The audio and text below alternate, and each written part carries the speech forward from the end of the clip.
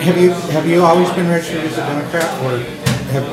No, I've actually in 2003 I ran for California governor against Arnold Schwarzenegger on the one issue platform of lower student fees for college students. That was the last time that they hiked our UC fees by 40%. And at that time I was a Green Party, a member of the Green Party.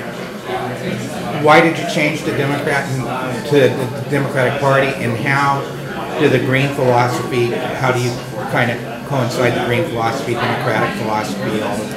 At that point during the recall, there were so many candidates running. I wanted to make a point. My goal wasn't to actually get elected, because that would be absurd. But my goal in the recall with 135 candidates was to make the major candidates in the race pay attention to the student fee increase issue. So I ran as Green Party because there were only 4 or 5 other Green Party members running there. And so as a result, I stood out on the ballot as, look, I'm the Green Party member. There were 70 or 80, maybe even 100 other Democrats on the ballot.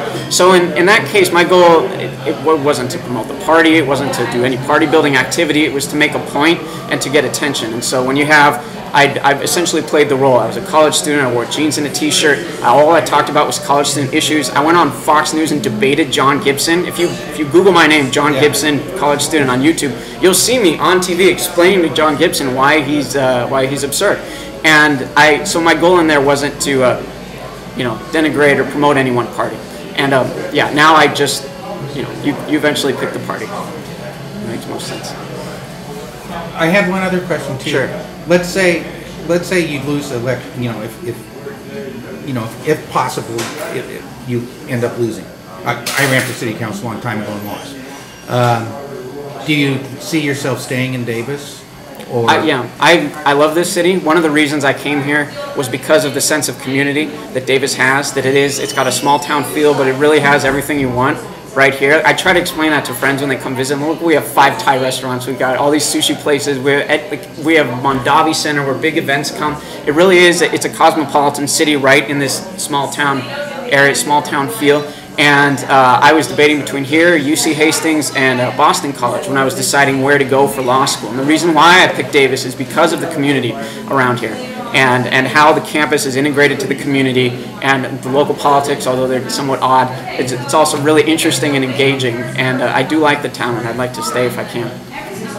You had talked about the student issue and the racial profiling. And that. Right. Are there any other particular issues that the Davis City Council is dealing with that you are particularly concerned with?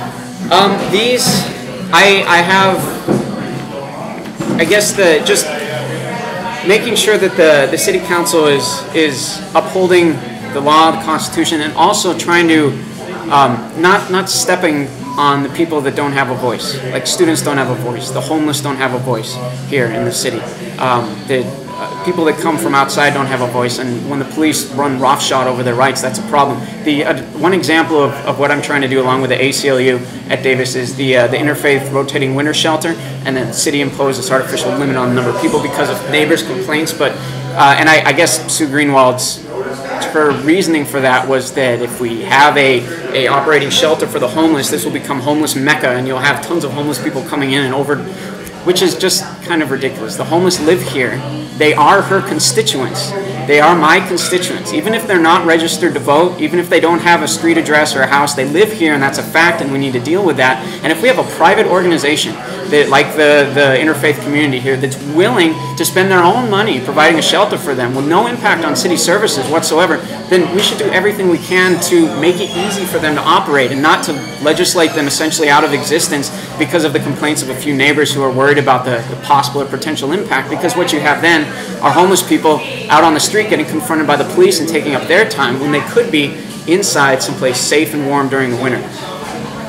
Okay, anything you want to add?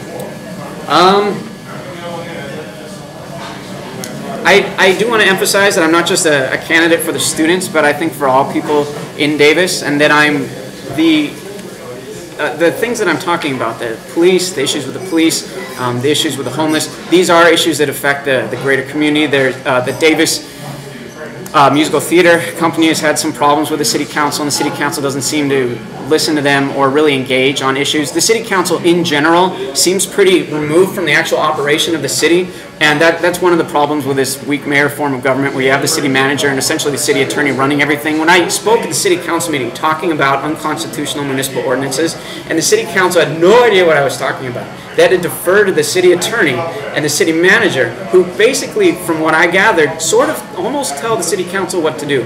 They're not the elected people. The city council should be active and engaged. And as a law student, as someone intelligent and with experience looking at things critically and critically thinking and arguing and persuading people, I think I would be a much more effective person, a much more effective advocate for the community than the people currently sitting on the council. Or I haven't met the people I'm running against, but I did look at their candidate statements and they seem sort of vague, generic. I have specific substantive goals that I want to work towards. And I think that I can convince the majority of the council to go along with that. So I'm...